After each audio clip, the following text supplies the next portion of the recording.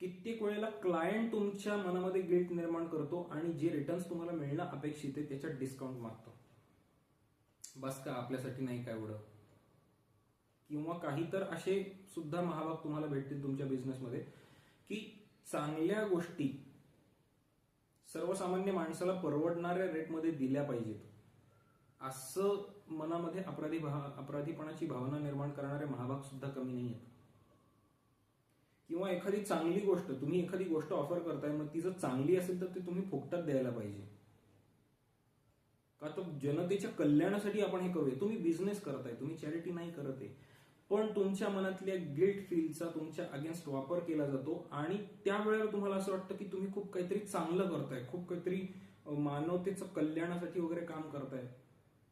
पण तो एक टेम्पो तुमचा सरकला, पुढे सरकला आणि वास्तवाची तुम्हाला जाणीव झाली की तुम्हाला अजून विचित्र वाटायला लागतं की अरे माझा गैरफायदा घेतला गेलेला आहे.